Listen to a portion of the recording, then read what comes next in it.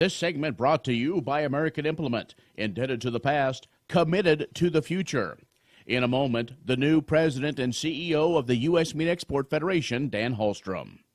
From field to fuel pump, Conestoga means homegrown success. Ethanol fuel reduces dependence on foreign sources of oil while keeping millions of dollars in rural American communities. That keeps jobs and businesses in the United States, where they can benefit our schools, infrastructure, and families. Conestoga is more than a local business. Conestoga is a community partner.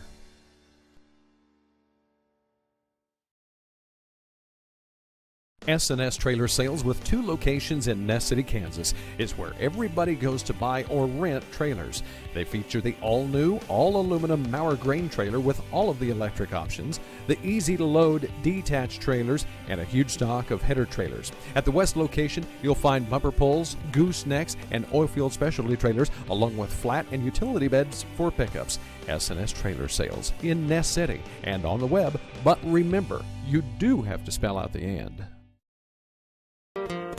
Day and night till the job is done, Teeter is the one that works for you. Fields of green reaching toward the sun, Teeter is the one that works for you. Teeter is the one, Teeter is the one that works for you. Teeter Irrigation, your source for water management. Well, we're joined now by Dan Halstrom, the new CEO of the U.S. Meat Export Federation. Hi, Dan. How are you doing? I'm great. Thank you for having me. Well, boy, you've been busy already. Yes, we have. What a year. The year is shaping up to be a good one. We're seeing dramatic growth around the world. We're up about 9% right now, but we're looking forward to possibly a record year after we get the last quarter in this fall. So, driven by some of the main markets, Japan, Korea, Mexico. So it's a good thing. Asia will be probably, if you look in 2017, Asia will be really at the top of the list. Top of the list. And we're taking, and it's a good thing at the moment, we're taking a lot of share from the competitors, specifically Australia. But one thing we got to be aware of is that Australia is going to have more supply next year, and they still have an advantage on duties. So we're going to have a bit of a headwind going into 2018. Is that the biggest challenge right now, the uncertainty in trade? Well, I think Japan is one challenge with the difference in the duty and the supply situation. The other challenge is things are going pretty well with Mexico and Canada and the NAFTA, so the NAFTA renegotiation would be another, I don't know if challenge is the right word, but a concern, because we're at zero duty today and we want to protect what we have going forward. As we look at the big picture, and one that we talk to folks at USMEF, sometimes we look at what we see in our meat counter and we think that's what goes overseas. But really, the overseas markets are things that maybe U.S. consumers aren't so favorable. It's a big market for U.S. Exactly. Yeah, it's a good point. Of course, a lot of the items we use here, we do export as well, like chuck rolls, for example, and middle meats. But you're right, the beef variety meats are a good example. A huge percentage of beef lips go to Mexico. A huge percentage of beef tongues go to Japan. And a new market like Peru is huge with beef tripe. So this is all, putting the right product in the right place with their culinary demands to maximize value. And part of the reason you're getting $1.50 a pound on tripe is because of markets like Peru. And we're getting close to $4.50 a pound on tongues to Japan. I'll guarantee you on the tongues, if they were all going to the U.S., you'd be somewhere under $1. So that's $14 a head margin advantage going to Japan with tongues. So this is about a value opportunity. Are there new and emerging markets out there that we're not quite hearing from yet? Well, I think it's not so new, but it's emerging, is South America, Central America. But a newer market that not many people are talking about yet is Africa. And we are starting to see some low-level beef variety meat. When I say low-level, beef variety meat business going on into Ivory Coast and South Africa, and we're seeing a little really high-end business going into some of the restaurant trade as well. But it's just the start; it's the tip of the iceberg. So I look forward to good things in the future from Africa. Dan Halstrom, who is the CEO of the U.S. Meat Export Federation, is joining us. We'll take a break and be back with more in just a moment.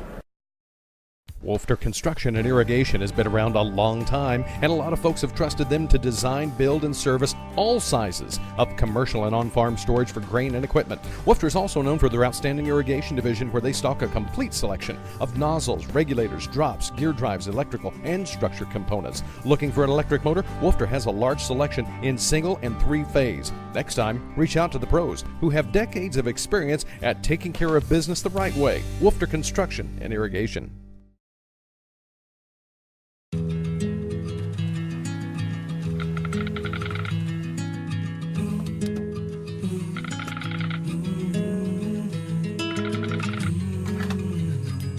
The cost of everything has gone up dramatically over the last 75 years. With one exception: keeping electricity affordable. Wheatland Electric, delivering energy for life, your Touchstone Energy Cooperative. We're talking with Dan Halstrom, the CEO of the U.S. Meat Export Federation, and we talked a little bit about beef and the story there, but really another story that's been pretty good is pork in the U.S. going across. Yeah. We're year to date, we're up about 8% through September, and that's coming off a record year last year. So things are going well on pork, especially into some of the Latin American countries. Mexico is setting records on top of a record last year. And we're seeing Central and South America is really booming as well. The volume going down to Colombia, for example, is virtually double from what it was a year ago. So there's a lot of demand for our high-quality pork, especially into the further processing segment. Is that really what's helping move so much pork is the quality from the U.S.? I think without a doubt it's the volume availability combined with our reputation and quality without a doubt is helping to improve the demand flow. And these developing markets, Central America is another region that has a lot of smaller developing markets, but when you add them all up, it's quite substantial. And we're starting to see a penetration a little bit into the retail sector as well, which is that's progress, because it traditionally has been strictly further processing. So we're starting to see advancements into all sectors on pork. So it's been a good year.